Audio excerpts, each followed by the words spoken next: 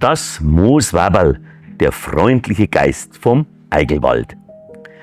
Vieles wissen die Umwohner des Eigelwalds heute noch vom Mooswaberl zu erzählen, das den Menschen als wahrhaft guter, freundlicher Waldgeist bei vielerlei Hantierungen hilfreich und nützlich war. So haben vor allem die Armen und Bedrängten die Hilfe und den Beistand dieses Kobolds oftmals erfahren. Nicht wenige Male kam es vor, dass das Waberl einer kinderreichen Mutter im Wald heimlich beim Holzsammeln half oder gar nachts einen großen Bund Reisig und Knüppelholz unbemerkt vor die Haustür legte. »Da hat das Mooswaberl wieder einmal geholfen«, sagte man dann. Oder ein altes Mutterl, das nur wenig zum Leben hatte, fand nach einem inbrünstigen Anruf des Waberls plötzlich einen Haufen Schwammerl für das karge Essen. Auch beim Beerenpflücken half der Waldgeist eifrig mit, so man ihn herbeirief. Sehen freilich ließ sich das alte Weiberl nie.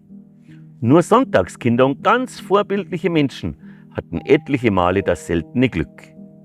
Die berichteten dann, dass ihr Gewand mit grünlichem Moos überwachsen war. Statt Haaren trug es moosdurchdrungene Flechten. Hockte das Wichtelweib gar am Boden oder auf einem Stein, dann war es einem Baumstumpf nicht unähnlich.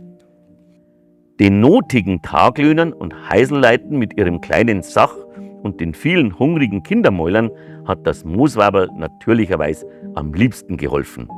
Aber auch so mancher späte Heimkehrer vom Wirtshaus war bei der guten Fee schon in tiefster Dankeschuld gestanden.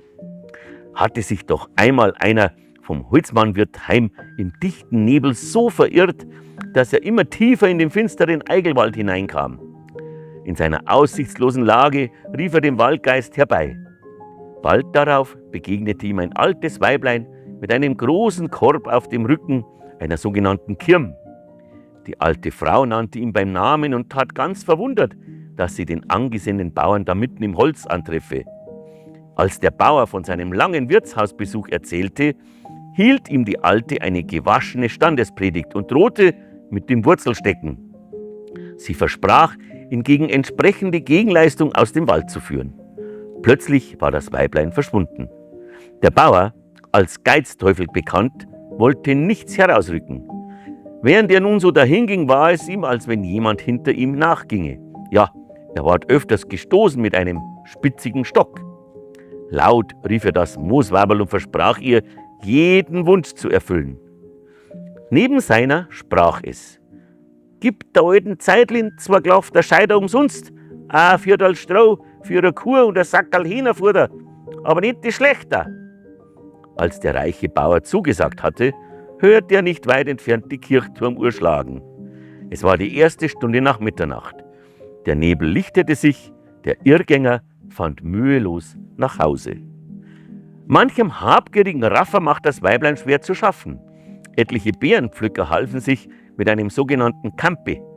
Dies war ein Gerät, vorne wie ein Kamm, hinten wie eine Karaffe. Damit konnte man leicht und bequem pflücken. Man brauchte nur mit dem Kampe darüber fahren. Die Fruchtstände für das nächste Jahr wurden aber dabei unseligerweise mit abgerissen. Diese Habgier schadete vor allem den Armen. Das Mooswaberl hockte sich den Raffern auf den Buckel, sodass sie vor Schmerz gerne von ihrer Habgier abließen. Einem hinterhältigen Grenzsteinrucker spielt das Mooswaberl auch einmal gehörig mit. Der hatte im Wald den Grenzstein ein kleines Stück in des Nachbarn Grund hineinversetzt.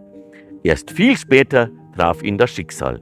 Genau an der Stelle, an der der Stein stand, wurde er beim Holzabfahren von einem drüberen Baum erschlagen. Und so geht eine weitere Geschichte aus Oberbayern zu Ende. Wir haben von alten Zeiten gehört, von Sagen und Erzählungen, die einst das Leben prägten. Seid gewiss, es wartet noch so manche Geschichte drauf, euch in die Vergangenheit zu entführen. Bis morgen, mein Lieber, und macht's es gut.